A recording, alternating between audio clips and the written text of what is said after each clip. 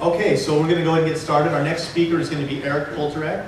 He is a longtime researcher in the field of the ancient astronaut theory, has a lot of knowledge specifically with ancient texts related to the Bible, the Hebrew Bible, and is a very large advocate of a researcher named Zecharia Sitchin.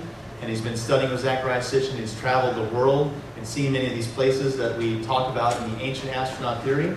So without further ado, I'd like to welcome Eric Polterek to the stage.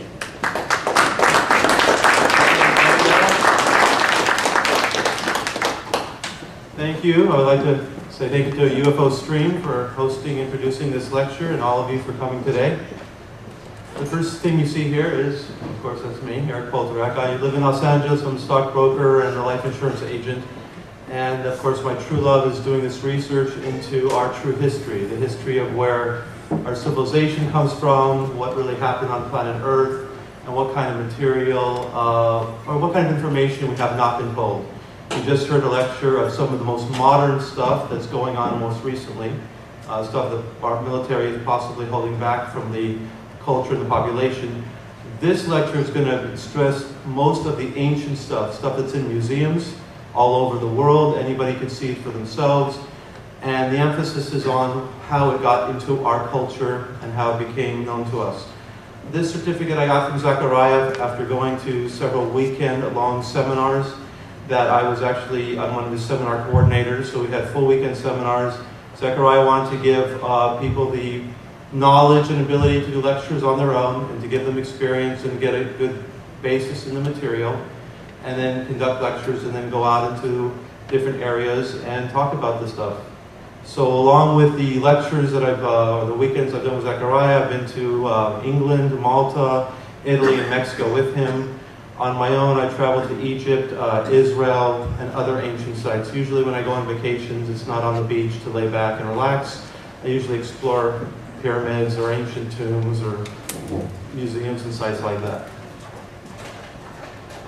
Here you see a picture of Zecharia, and for those of you that are not familiar, I'll explain what his work is embodied in his basic theory. This is a picture from the British Museum in London, which was in our trip in 1999. He's pointing at a tablet that shows many of the zodiac symbols that we're all familiar with today. Zechariah's first book was called The 12th Planet. It was published in 1976 after about 30 years of research. Currently, Zecharia has about 13 books that have been published in over 24 different languages. He's a bestseller in almost every country that he's in, and he sold over 24 million books. For those unfamiliar with the theory, the basic concept is simple. Most, if not all, of a lot of the things that we are familiar with, including biblical stories, timekeeping, record-keeping, counting systems, and a whole bunch of things that you will see are all been borrowed and inherited from older cultures. In some cases, the first culture. And when I say the first culture, I mean the first culture that left thousands or hundreds of thousands of tablets in writing. And for thousands of years, these things have been carried down, and still we maintain them in our civilization today. They are the earliest influences and the first occurrences of these things that we're going to find, and you'll see how they still play a part in our civilization today. Of course, who's talking about it and where they come from, we're going to see, and we're going to be looking at the specific data of what it looks like. Most of the original source material is from a culture called the Sumerians, which existed from 2000 BC to about approximately 4000 BC. And when I say that time frame is based on the writing and the tablets that were found, we're going to see in a moment how we know how old these tablets and these writings are. These are what the Sumerian people look like. There's no pictures of gods here. This is the King Gudea, the final Sumerian king of the Third Empire period. All of these are individual citizens of Sumeria. They're usually depicted in a devotion position with their hands like this, to their gods, giving reverence.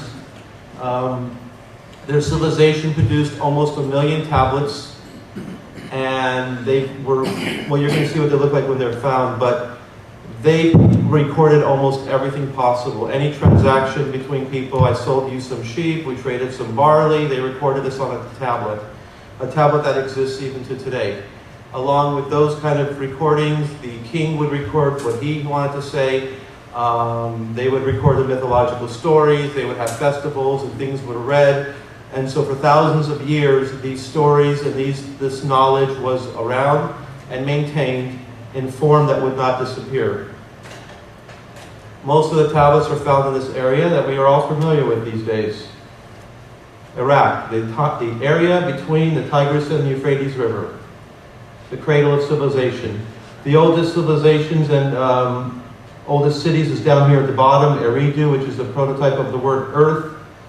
Here we see Uruk and Babylon, Baghdad, Babylon, some famous cities from the old days. The Persian-Iranian Empire is here. Ashur, up here, Nimrod, a famous king. So we're talking about empires that were ruling the Middle East and the Near East areas from, well, as far back as 4000 BC, up until the time when Alexander the Great conquered the Persian Empire. So we're talking about a 3,000 to 4,000 year period of these people who were dominating the area, their stories, their culture, and everything else that they produced, their methods of recording, of distributing information. In every way, they touched the lives of the people who lived in the areas, plus the future generations. Okay. This is called types of data. Now, this is what we're going to be looking at. Class 1 data is what we're going to be seeing today. Class 1 data is verifiable and scientific evidence. It means it's physical. There is something to touch, there is something to see, there is something to study. It may be in a museum, it may be behind a piece of glass, but the archaeologist touched it. The person who dug it out of the ground found it, cleaned it up, recorded it, discovered it, made a description of it, and now it's on display. So it doesn't mean that we personally have to touch it, but some human has to have seen it or touched it. So what I have here, most of the reports that we're going to see is called here a Class 1 data once removed. That means I'm given a report on Class 1 data that I studied, or somebody in a book studied it, and we're reporting it today, because we're obviously not going from museum to museum. Class 2 data is, there's no evidence left to study, but multiple witnesses saw it. The example I give here is a shooting star. Another example would be a UFO experience. Many people see a UFO, there's nothing left. Each of those people know what they saw, but you can't tell people that were in a different city, oh, this is what I saw. They'll either believe you or not. It's based on their trust and faith in you as a witness. Type 3 data. It's only one person who saw it. There's nothing left to study. Guess where most of the material for UFO contact cases or UFO witness sightings are? Is type 3. But you know what else is a type 3? Religious testimony. Biblical documents. Biblical stories which were recorded thousands of years or hundreds of years or decades after events. No evidence left, just written on a scroll. That's what most of religious testimony is. So the problem is, in the case of UFOs, everybody wants the physical evidence to study. In the case of religious testimony, we would also like to see physical evidence to convince us. But that's just not what happens in the reality. So we have to weigh different types of data and determine which is stronger and which is a stronger form to add to our belief, take away, or to give us knowledge that we use for our daily life to benefit us or not. Okay, these are actually a museum full of tablets. This is in a museum in Turkey.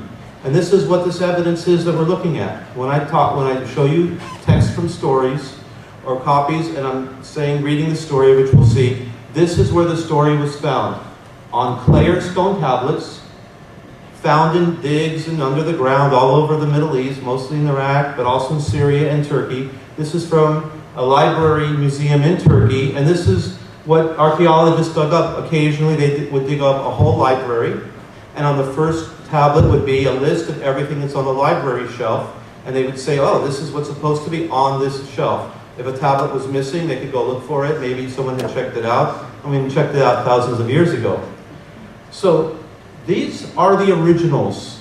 We are talking about looking at the original form, the original recording of the stories and the data that we're going to be talking about. This is not a piece of paper like this that won't exist in 1,000 years, and who knows what will happen to this piece of paper. It'll crumble into dust. These tablets, if they're not blown up by bombs, if they're not destroyed by, walls caving in or earthquakes, these originals will exist literally forever. And these are the originals that the scribe wrote. As I said, they found almost 1 million of these type of tablets.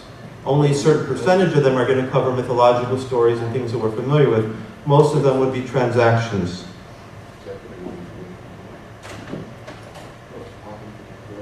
This is a slide. This is from one of Zecharia Sitchin's books, which shows the progression of pictographic writing into the cuneiform script. This is one of the ways we know how old something is. The first form of writing, which is pure pictographic, is a picture like this. That's the oldest form of Sumerian. Later on, the scribes determined that it's easy to turn some of the pictures sideways for the ease of writing them and recording them. Now, what they're doing is they're taking a wet piece of clay, they're using a stylus, and they're chiseling in it and etching on it, and therefore, they wanted to make it easier. Eventually, it becomes cuneiform script.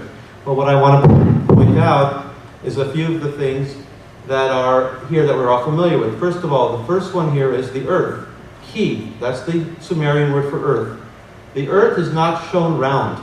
The earth is shown oval like an egg shape, which is more similar to the way the earth really is in a pure circle form.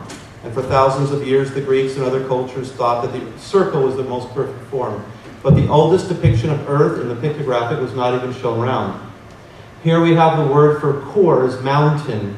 In Hebrew, kor, mountain is har. So kor becomes har. And we're going to see a progression of how languages and slight sound variations occur. Thousands of years, vowels change, consonants slightly change, and words morph from one type into another, but the same meaning occurs. This is the word for man, Lu. Lu is still a man's name, even today. The root form of Louis. Lulu, which is somebody that's mixed up, or something that is mixed up, is also a Sumerian term. They use the word Lulu Amelo, which means mixed up being. That was how they described humans. And that was from the source of their creation story of how we were created. So Lulu's been a term that's meant crazy or mixed up for literally as long as language has existed. So when we see tablets in this form, we know it's older than this form. When the writing is like this, it's younger than this. Something older can be an influence to something newer. Something newer cannot be an influence to something older. The arrow of time moves only one direction. Now this is the period of time of writing that we find. Sumero-Akkadian cuneiform writing is the oldest type of writing found where we have complete versions for. There's writing called Linear A, Linear B, there's Indus Valley script, but there's not a lot of tablets left to decipher. We're talking in this body of knowledge of complete thousands to hundreds of thousands of tablets, huge bodies of material and data to study. So Sumero-Akkadian comes first. This is pre-3000 BC. Egyptian hieroglyphics is later at about 3000. Then we get here. This is the period of Abraham right here.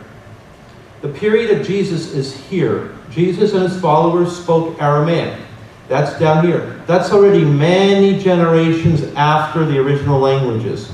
So we're going to see how languages that we're using words here follow and all the way down here from Phoenician, which by the way, the Bible, which is written in Hebrew, the letters, the names and the sounds of the letters are Phoenician, okay? And that's going to become some of the Old Hebrew. Later on, the shapes of the letters are going to become Aramaic shapes, but they're still going to be speaking some old languages and speaking and using the words from old languages.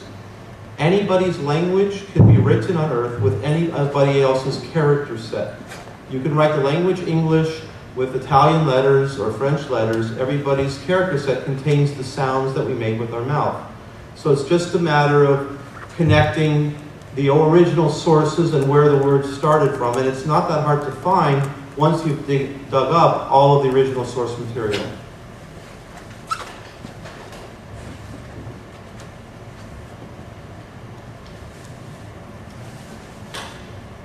This is from the book by Samuel Noah Kramer, one of Zechariah's mentors, who wrote many books and did a lot of translating, and he's passed away a few decades ago. This book is called History Begins at Sumer, and this is some of the stories and information that you find in some of these tablets that I just showed you the pictures of.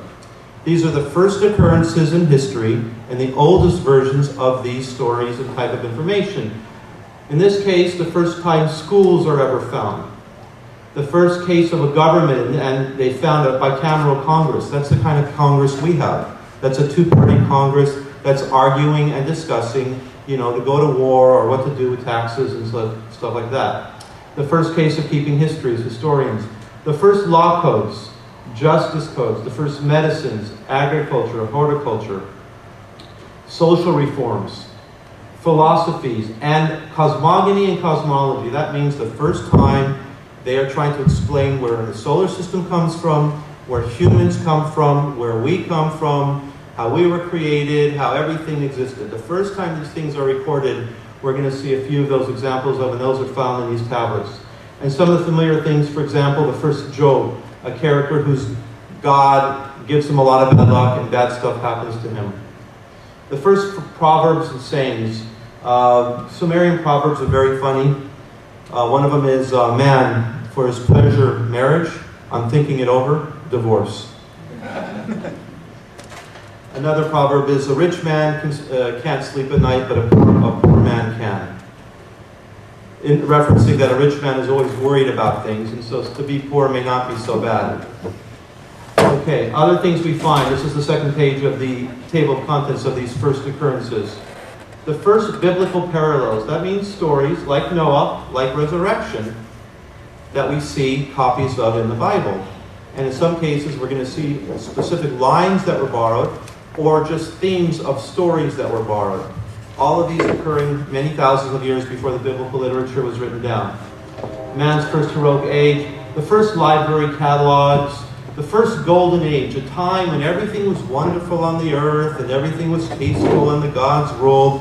A very common theme in ancient civilizations is to remember a golden age when everything was wonderful.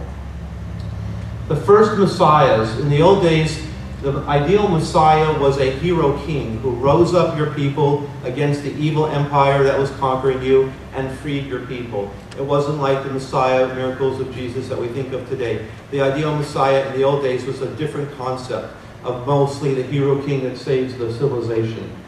The first chants, also the first lullaby. That's the first time in history that a mother is singing to her baby to put the baby to sleep.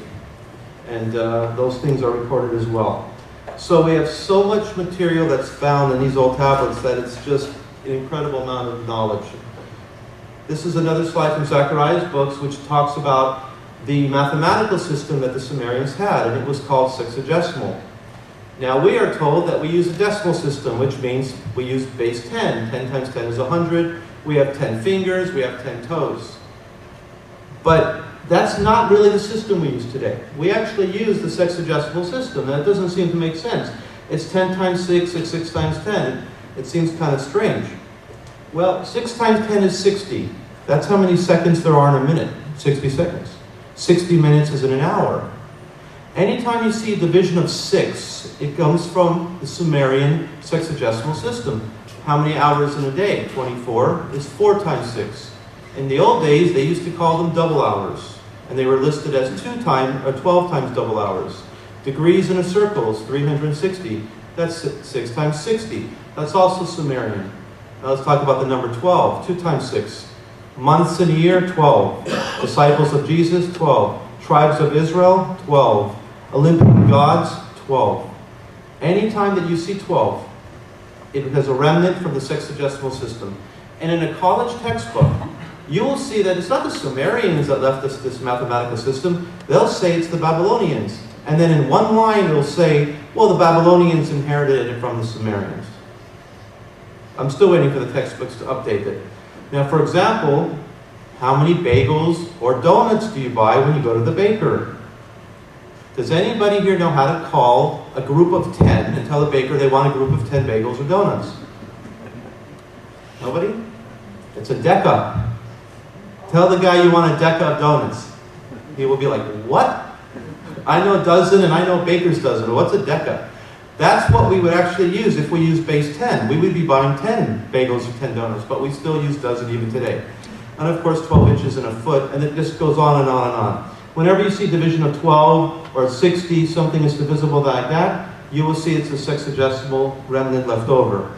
Now, why is that so significant? When they used this method of counting, it left them with the ability to calculate gigantic numbers, which we will see, which they should not have been able to deal with. Part of those numbers have to do with the zodiac. The zodiac is another Sumerian invention. That means using the sky and using animals to depict divisions in the sky to keep track of time. The zodiac actually keeps track of precession. Well, let's just talk about the specific names. This is from When Time Began, a book by Zecharia Sitchin. Goanna was the heavenly bull. They were the ones that came up with the name and used the symbol of the bull. Mashtaba's twins. Absin, whose father was Sin, that was the maiden Virgo. She never got married. Girtab is the claw of the cutter, Scorpio. Gu, the Lord of Waters, the water bearer, Aquarius. This is the age that we're coming into, the age of Aquarius. All of the zodiac, the Sumerians came up with first, which is incredible because we usually think of it as the Greeks coming up with it, but that's not true. It was identified much earlier. But to keep the zodiac time and to understand it, you have to be keeping time on a gigantic astronomical level. It is keeping track of cycles that are 2160 years of each cycle. The age of Taurus. Everything in Egypt at the time had bulls at this time. When they switched to the age of Aries, everything in Egypt had rams. In the Jewish religion, they use a ram's horn to blow on certain holidays, the age of Aries. Pisces is the age of the fish. A lot of people have a symbol of Jesus on their car and they have a fish. It's not because there was a fisherman involved in the story. It's because Jesus was coming at the beginning of the age of Pisces. That's actually a pagan type of description of the age that Jesus came. And pagan only means pre-Christian. So the Sumerians, for some reason, in 3000 BC to the 3000 BC, knew about precession, knew about the zodiacal ages, named them, identified them, and we still use them today. Which is, you're going to see how incredible this is. Okay, this is from the University of Pennsylvania, in Philadelphia, from the museum. I've copied this myself. This is from a book by the Professor H.P. Hillcraft. Zecharia shows references into his books of this material as well. I want to find the original myself, and so when I found it, I added it to my slide presentation. What you're seeing is a multiplication table. Well, actually, it's a division table. But here's what the Sumerians are dividing. This is found in the Temple of Nippur, or the Nippurian Library. They're taking this number. This is 195 trillion, 955 billion, 200 million. And they're dividing this number downward. They're dividing it by 768,000 to get this number that's 255 million. And they don't show you the work. They just show you the answer. What the heck is somebody doing in 3000 BC calculating the number of 195 trillion? Are they trying to figure out how big our national debt is going to be in a few thousand years? Are they trying to figure out how far distance is to a star or a planet? I didn't even think it started using trillions in my concept until I heard about the national debt possibly getting there. This is a tablet where this is the starting number. They're not starting small and counting up. They're starting at the highest number and dividing it down to the lowest possible number, which it just blows me away. This is from the same mathematical or division tablets, where here the starting number is 12,960,000. Now that number actually makes sense. That's 3,600 squared. So that's fitting their mathematical sexagesimal system. But there's something else that this number does. It is also, when you divide this number by 500, what you get right here is precession. The amount of exact years in the complete zodiacal cycle of precession. So now precession is when the Earth spins and it wobbles, okay? So every time a new age occurs, allegedly in the rising of the spring equinox, you'll have a different animal or background zodiac. That total cycle is 25,920 years. They recorded it first. In any history book, they will say that Hipparchus, one of the Greeks, was the first to discover precession. This is 2,000 years earlier. And here it is listed. If you guys calculate on a calculator, 2160 is each zodiacal age, times 12 is 25,920. But once again, they didn't count upward. They had this as a starting number, and they divided it downward to get to this, along with all these other numbers. For some reason, they had no problem dealing with gigantic numbers, and they were dividing them downward. And so here we see evidence of a mathematical system that we still use, knowledge of the zodiac, knowledge of precession, which is in such giant time frames. The question is, how could a civilization know it that is that old, so ancient? Well, they will tell you in the text everything that they learned from their gods. They didn't create it. The king didn't take credit for it. In a lot of ancient tablets, the king is taking credit for the victory in the battle, or building a canal, or creating whatever benefit for the people. In this situation, they are saying we learned it from our gods. Okay, you can't see this one very good, so I better read this out to you. Okay, this is a dim slide. Every one of the rulers that was one of these gods ruled for a certain amount of years, and the amount of years was a division of 3,600. Alulim ruled for 8 cycles of 3,600. He ruled for 28,800 years. Al-Algar ruled for this, 38,000 years. And this was Enmenluana, 43,200 years, which, by the way, is another precessional cycle number. So every time they mentioned the amount of years that one of their gods was a ruler of, the time frame, it was always a multiple of 3,600. Now we're going to see in the slide why 3,600. It's because of them. The tablets talk about the gods saying they come from a certain planet, this planet that's called Nibiru, the planet of crossing. It's also known as Planet X, the 10th planet, and it's also called Marduk. There's many names for it in history. The oldest form of the name is Nibiru, okay, from the Sumerian words. So what's happening, as Zechariah has shown, is that each of these rulers ruled based on the orbital period, which, by the way, this is an average orbital period, of this planet that these gods said they came from. That's why all of them have years that match those cycles. So when they would change, when one god would retire or the next commander would come in, it would be based on the orbit of this planet. Now, of course, when a professional archaeologist or somebody who doesn't accept extraterrestrials or aliens won't believe these years, well, how could somebody be ruling for 28,000 years? It makes no sense. But if you are natural to a planet whose orbital period is longer than us, then your life cycle could be naturally 100 orbits of that planet. If that planet takes 3,600 years to orbit, you could have a 360,000 year lifespan compared to us. To them, they live 100 orbits.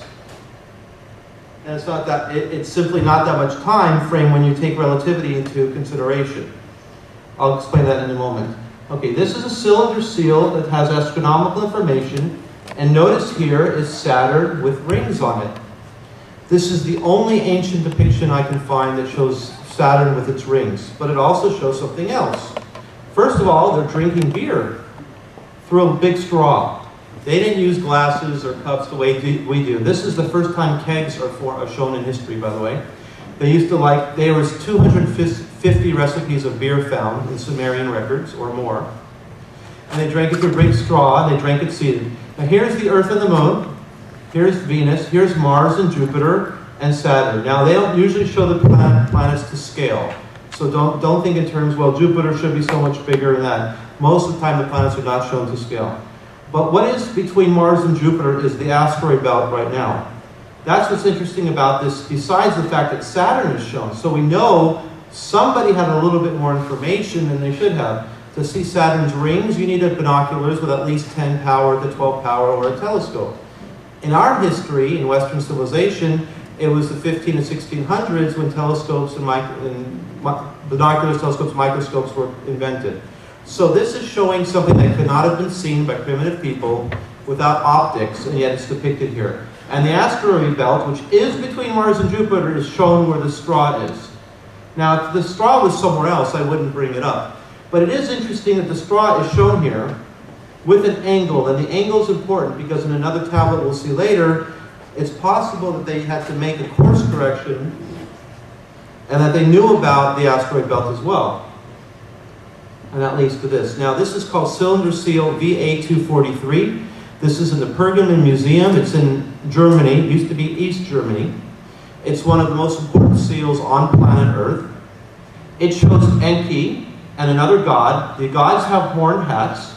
And how do you know they're gods? Is they usually have horned hats or they're elevated. In this case, on a chair. Notice one thing. Enki is as high as these other guys, but he's seated. If he was to stand up, he would be about this tall. He would be gigantic. Second, we know how old this is because this is Akkadian cuneiform script. This is 2500 BC. So it's 4,500 years ago, this tablet. This is showing, commemorating the plow being given to mankind. Notice the arm movements over here. They're giving. You see the shape of giving? They're giving the plow to mankind. Here's a human. So in this culture, they didn't claim credit for creating the plow. They said, oh, our gods did it. And what you get with the Sumerian, Mesopotamian tablets and the other type of type 1 data is you get a visual picture, visual representation, and you also get a text which will describe the story. You get both forms of data. But what we're going to look at is right here. Something very unusual to be depicted 4,500 years ago.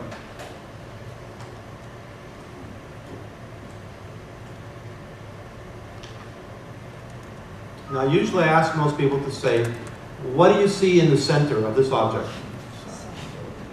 The sun. When I was in school, I was not taught that the ancients knew the sun was in the center of the solar system. I was taught that humans thought that the earth was the center of everything. Until Copernicus proved it on his deathbed and got published, and then Galileo got sent to house imprisonment for proving that objects move around other bodies. Here's a depiction, older than any history, that shows the sun in the center. Other things you see, this is a 6-pointed star, which is usually called the Star of David. When I was a child and I used to draw the sun, I used to draw rays coming off the sun. It's very childlike, yet it has information that should not exist. Now there's 12 objects here, and I'll tell you again, here's that number 12. Why is there 12 objects? They used to represent every god with an astronomical object. So we have the Earth and the Moon, because gods were represented by the Moon and the Earth. Mercury and Venus. Now again, remember, we're not going to scale. Uranus, Neptune, and Pluto. Jupiter here, Mars here, and an extra planet here. Now what we have here now is the asteroid belt. So between Mars and Jupiter is the asteroid belt now, but this depiction is showing that there's a planet there. So we think that this is the original orbital path of Nibiru, that extra planet that their gods said they came from. And now there's debris left in that orbital path. So once again, now Pluto was not even discovered until the 1930s. Uranus and Neptune were discovered in the 1840s to 1870s. And this is showing every object in the solar system that we know of today, 4,500 years ago. And again, this is type 1 data. Any of you can go to the Pergamon Museum in Germany and see it for yourself and try to figure it out. Is this true or not? Well, I know the piece exists. There's a picture of it. But many people, if you're going to take a trip, go see it for yourself.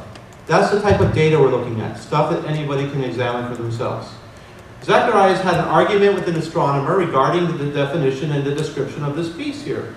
And this astronomer first said in a magazine, oh, it's not showing our solar system, he's depicting another solar system. And Zachariah wrote on the caption, he goes, wow, is he saying that the ancients now knew about other solar systems out beyond our own? Our modern astronomers have only discovered other solar systems in the last 2 to 3 decades, even though they theorized they existed. So then the astronomer said, okay, I was too hasty. Maybe it's showing Jupiter in the constellation of the Teapot. Well, the Teapot is a constellation that was created by British astronomers because they used to have afternoon tea. The Teapot was never discovered by Mesopotamian or Akkadian astronomers. And so he said, okay, that probably is not right either. And Jupiter never is in the Teapot. The observation doesn't exist. They're in the wrong lineup.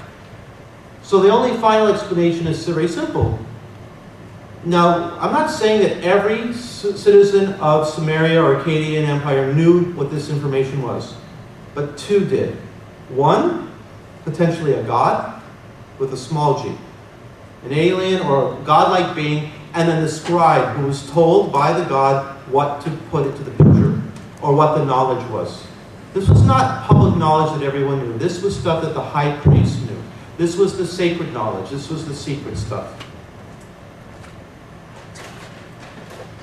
And now we go to what I consider one of the most important pieces on planet Earth.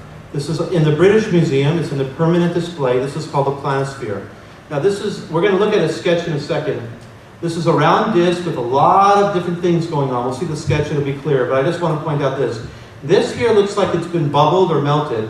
This here is like really smooth, and none of it shows burn marks. So the piece is in a very strange condition nowadays.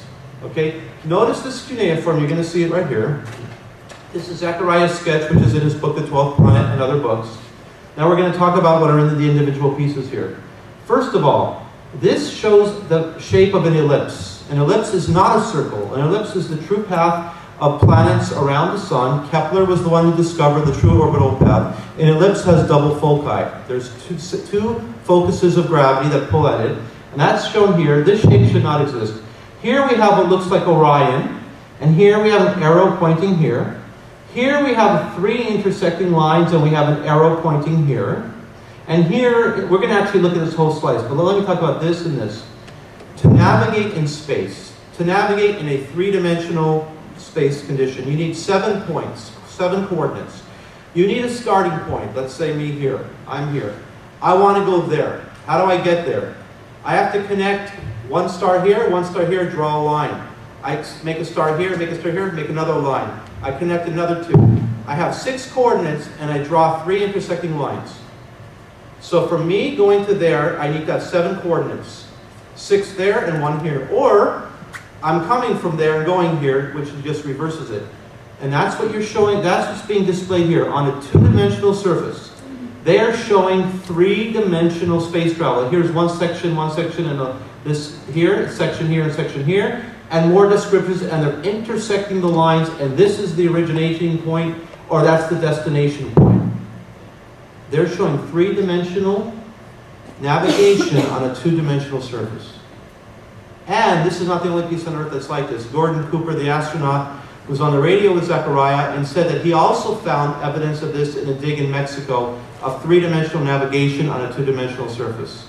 But we haven't seen that. That was held back by the Mexican authorities.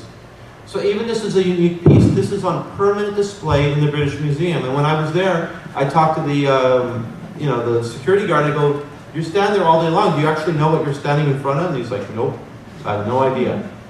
I'm like, you really don't. So now we're going to look at this piece of the puzzle here.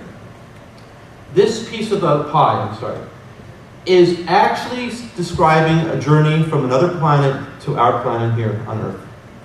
First, you have like these directions and different things around the outside. We'll start with that. Kakab Anu.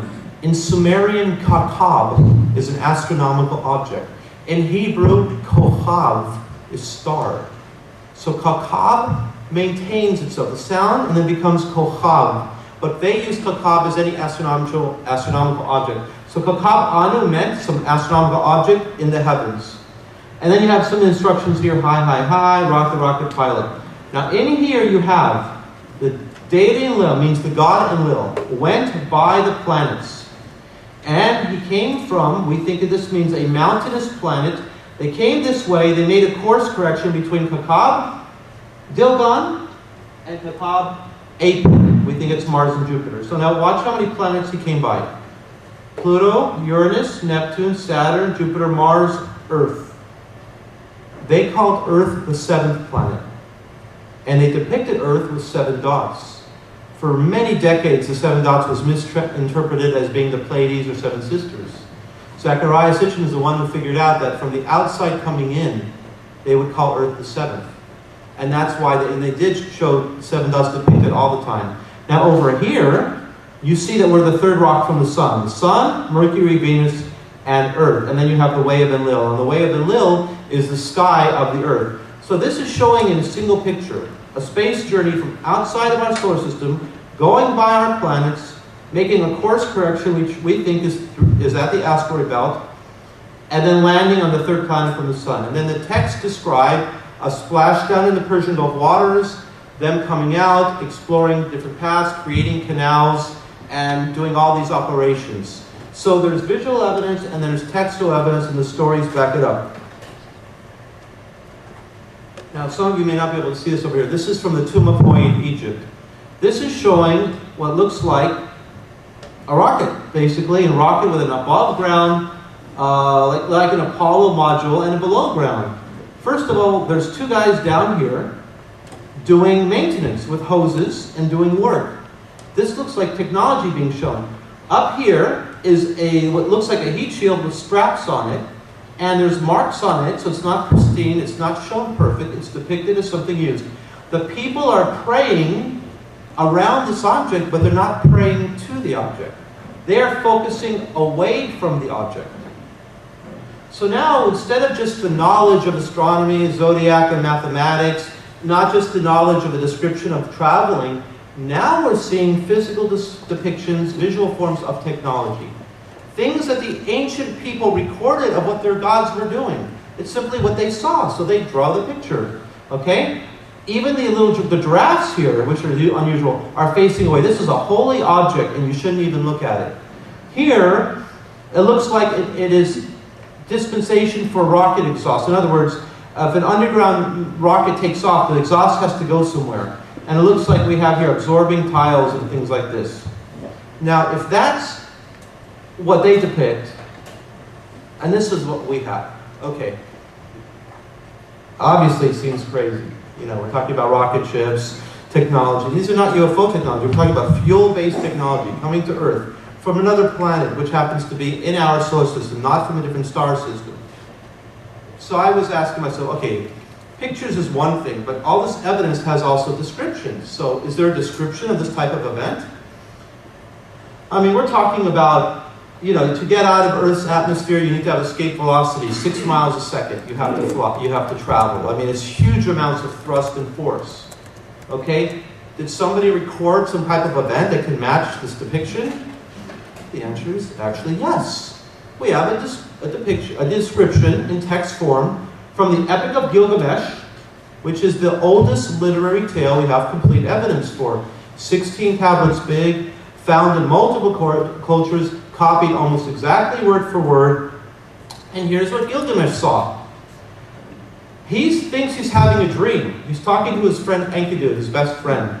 And he's saying, the heavens cried out, earth roared, daylight vanished, and darkness issued forth. Lightning flashed, fire broke out. Clouds swelled, it rained death. The glow disappeared, the fire went out, and all that had fallen turned to ashes. Now, if we were watching a rocket launch, that's exactly the description that we would give it. If we didn't understand the technology, fire and brimstone, we've heard stuff like this from the Bible, darkness, flashing, and then ashes. And it matches everything that you would see here, in order of the events occurring. So that's what's so incredible about this material, is you don't just get the depiction, you get also a textual description. And I gotta tell you something, Gilgamesh is one of the sources for so much of our biblical information. Gilgamesh was the first character in history who claimed to be a hybrid. He was two-thirds divine. His mother was a goddess, his father was a priest king. So he was the first being who was not completely human, but partially divine. Later on, besides the mythological religious stories, pharaohs of Egypt had to claim divinity from a god to be able to rule. Gilgamesh was the first. Gilgamesh will also, you'll see soon, he'll be involved in another biblical story. So again, I ask myself the question, okay, depictions of rockets, advanced mathematics, okay, they gotta land somewhere, right? And where are they taking off from? Where are they landing? Is there evidence that they physically existed on the earth? And once again, the answer is yes. This is from Baalbek, Lebanon. This is the biggest cut stone in the world. Now, when you look at pictures of pyramids and stuff, they're puny. This is 30 people standing in front of one stone. It's the size of this room. And this stone is in Baalbek, Lebanon. It's always existed there. Throughout history, Baalbek has been there. There's never been a time, there's actually no stories of them building Baalbek. The locals just say the giant gods built it. Well, I gotta tell you something. Is it possible that humans will be working with stones this big? You can't even move it today. It weighs 1,100 tons. And by the way, this is 1.5 miles away from where it's put in place. This is the quarry. And the site that exists in the Baalbek temple, it's actually up here. And then here's a guy over here. Look how small he is, right? That giant stone, there's 3 of them called the trilithon. Up here, The third level up. Now this stone's, maybe humans would deal with this size, possibly. These are even bigger. This is 3 of those gigantic stones that 30 people in front of, weigh 1,100 tons. Even today we can't move it around. We can just lift it up and lift it down. But it's still there, halfway cut into the ground in perfect shape and perfect form.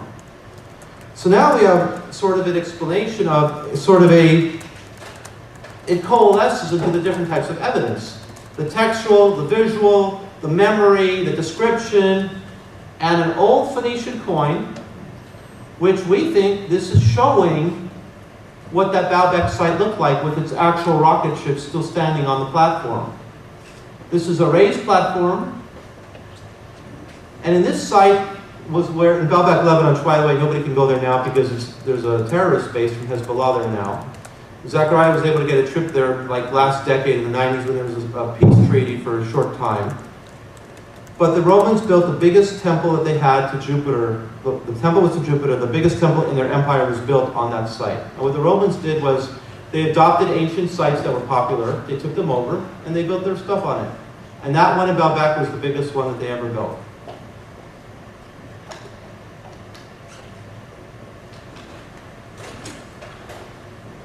Okay, it may be hard for some people to see this, but, oh boy, yeah, it's a little difficult. Okay, what you're looking at is now the pictograph of the word Dingir.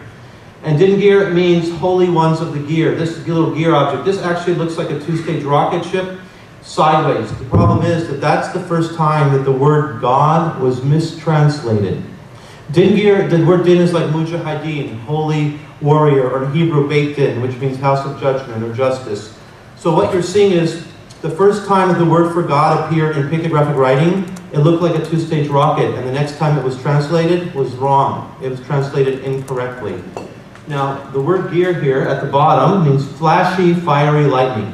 So that word for God actually meant holy ones of the flashy, fiery object.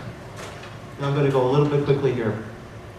This was a little rocket ship object that was found in Turkey 15 feet beneath the ground that Zechariah was instrumental in getting the curator of the museum to have put out on display because it was found in his drawer and the guy thought it was a fake, even though they were the ones who dug it up. This is the sketch of what this is, and Zach also shows a little space shuttle by it. So what happens is, since the curator could not find anything that was like that, he thought, oh, how could my museum put up an original? That doesn't make sense. So he convinced him by sending the curator other objects that look similar to display this. And they do display this in the Turkey Museum, and they have a little note that we think it's a fake. A fake that was found 15 feet below the ground because, of course, he couldn't believe that anything that was space-related existed in ancient times. And this is how some of the word progressions occurred. The word Dengir meant holy ones, righteous ones of the gear. There was 2 types of gods of the Sumerians. They called them Anunnaki, which meant those who to heaven and earth came, and Igigi is watchers. These will appear in Hebrew later on, and you're going to see the next slide. Dingir shows up as a mistranslation the next time it's generated into Elul, Ilani, and Aluti, which means lofty ones or gods. So the first time this pictograph is translated, it's mistranslated. Then it turns into Hebrew as El, Eloha, Elohim, Elohim being a plural word. And then in the Bible you have words that are B'nai Elohim, which are children of the gods. So the Dingir pictograph of a 2-stage rocket becomes the original form of the word gods. I know I'm going quick, but on the video you can see it very in detail. The word Anunnaki, those who from heaven and earth came. Enki was the chief, that's one of the Anunnaki. Hebrew picks up the word Anunnaki, changes it to Anak, Anaki, or Anakim, which means giant. So Hebrew's word for giant, Anakim, is from the sound of the Sumerian name for their gods. Now the word term for fallen angels or fallen ones is what Anunnaki means, those who have fallen down. Hebrew picks that up as the word Nephilim, fallen ones. In Aramaic, Nephila is also giant, the word for giant, which is also why there was mistranslated for many years, there were giants in the earth in those days. And Rephaim is a term of a type of giant mentioned in the Bible, that's the word for ghost right now in Hebrew. So Hebrew picks up 2 different types of the word of Anunnaki. One is the sound, and one is the meaning. Fallen ones for them is Nephilim, and the sound remains Anak, Anakim. Forget about the vowels, just think about the consonants. For thousands of years, Anunnaki becomes and gets changed into Anakim. That's how accents change. And over thousands of years of repeating these stories, this is how the knowledge is transferred down. Okay, if you can see this, this is showing their creation story of the first time the human was created, us. What's happening is actually you're looking at a laboratory scene. Notice, now we know this is Enki from the textual description. He's holding a test tube. On the wall is flasks, and here's a guy mixing this mixture, which is what they said how we were created, with a mixture of clay and blood and other things that happen, which, by the way, is the same as the biblical story. Okay? God formed us from the dust of the ground, which is, in Hebrew, all of those words come from the term for man. It's hard to explain in a quick form, but here. And here, Ninti, the goddess of life, who also was later translated as Rib and life, were mistranslated. This is why Rib ends up in the Bible. The woman comes from Adam. She's holding up the first baby and the first model man, and in the text it says, "My hands have made it, I have created it." Now, I didn't bring the text in, but I wanted to show you how, look at the laboratory scene this is. This test tube here, this is like a modern, it's a simple sketch drawing, but of a laboratory, and it's extremely old. Okay, here we are in the first biblical passage we have. I hope we can get through these. This is after the flood. After the flood that Noah had, and the whole flood destroyed the earth and everything, animals, Noah took all the animals. Noah gives a sacrifice to God. And it says here that God, so this just says the word Hashem. In this Bible, they don't use the word God, which would be Yahweh. They use Hashem, which means the name. So God smelled a pleasing aroma. And he enjoyed the smell of the sacrifice being cooked, which doesn't seem to make sense for the biblical creator God. But when you know where the original form of the story came from, you can see. This is from Atrahasis. Atrahasis is the same as Noah, the character who survived the flood. He's known by many names. Over here, the gods smelt the fragrance, gathered like flies over the offering, and they had eaten the offering. So in the older form of the story of the survival of the flood, it wasn't the God of the Bible who smelled the sacrifice or gave the order to build the ark or to actually create the flood. In this case, it was the gods Enlil and those group of gods. Along with that, there's more details that show up. In this story, the gods are weeping for the humans that were dying. They were not happy. They were above the ground, seeing what was going on. They were thirsty. They were filled with grief. They had dry lips. They didn't have enough supplies. And for 7 days, the flood came upon. Also, the story is in Gilgamesh. So Gilgamesh and Atrahasis. Gilgamesh, the character that he meets, is called Utnapishtim. Utnapishtim is also the character of Noah, who was told to build an ark and to save his family and save the animals. And again, the gods smelt the fragrance. The gods smelt the pleasing fragrance and gathered like flies over the offering. Here, the story of the dove is released first. Then there's a swallow and then the raven in the biblical story. The dove is the last bird to go out, who doesn't come back until they know there's dry waters. So it's easy to see where the story of Noah was borrowed from. You can find the originals. And here's the Tower of Babel story, another one that's borrowed. Okay, when they migrated from the east, they found the land in the valley land of Shinar, which is Sumer. They said, "Let us break bricks, burn fire. Let us build a tower with its top to heaven." And what happens is the land is with one language, and God says, "Come, let us descend and confuse their language. They should not understand one another's language." There's a lot of details in here, but I want to show you the copy of where it comes from. The Sumerian originals here. This is from Samuel Noah Kramer's book again. It says here, Harmony Tongue Sumer, the great land of the bee. Harmony Tongue means the land of one language. So here we have another example of the Tower of Babel story, which is borrowed. To Enlil in one tongue gave speech. In their history, Enlil gave language, not the God of the Bible, Yahweh.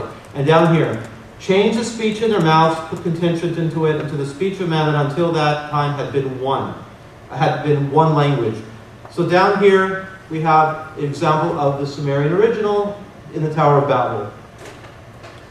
Okay, here's the birth story of Moses. The birth story of Moses is also borrowed. Moses was not the first character in history to be put in a basket, covered with pitch, left to float in a river, and found to be and raised to be the king. That was Sargon, the great king of Acadia. And that's the birth story. I know I'm going fast here, but I have to go through these. Okay, here's the first plague of Egypt. Aaron and Moses turned the rivers to blood. They could drink nothing but blood, and everything was turned, the whole Nile River was turned to blood.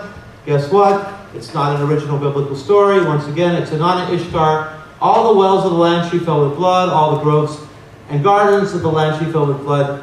The people could drink nothing but blood. Inanna Ishtar turned the river to blood before the Bible, biblical did too. Now, the Dead Sea Scrolls, from the Book of Giants, the Dead Sea Scrolls is 150 BC to about 70 AD. And there's Gilgamesh mentioned in here. Now, Gilgamesh is from 2500 BC to 3500 BC, thousands of years earlier. And here, the Dead Sea Scrolls has got Gilgamesh mentioned. And this should not exist. In fact, when the first version of the Dead Sea Scrolls was released, they didn't even release this fragment. This was released in the second version. The complete Dead Sea Scrolls was not even complete. So now we see a form of the Sumerian story, Gilgamesh, the hero king, showing up in the Dead Sea Scrolls, which, by the way, Dead Sea Scrolls is one of those examples of how the modern version of the Bible we have is the current version at least to 2,000 years ago. Here's the Hebrew months that the Jews use today, borrowed from Babylon. In the Bible, all the months are labeled, the first month, the seventh month, etc. They picked up all the months. Nisan became Nisan, Sivan was Sivan. So when the Jews came back the Israelites came back from exile, they picked up the Babylonian months and a whole bunch of these other stories which were eventually incorporated into the Bible. Okay. All right. I've never done a 1-hour lecture before. It usually takes me 2 hours and 10 minutes to do the full material. Okay, this is some of Zechariah's books. There's a lot of them. Bottom line stories here. The stories of the Bible are borrowed. The mythological stories, borrowed. Literary borrowing has been going on for thousands of years. That doesn't destroy or reduce the foundation of the messages of the Bible, the moral lessons, the good ideas, the ways of living your life, honoring your father and mother, treating your brother as yourself, honoring the planet, taking care of people that need it. It just shows you that the original form of, if the belief is based on the stories, there's a problem there. If the belief and the way of living your life is based on the good ideals, then you have no problem. Okay, there's a lot of material to study. It literally takes hours to go through all of the details. There's videos for sale in the back. There's a t-shirt for sale. And if you guys want to spend more time to do more research on it, then you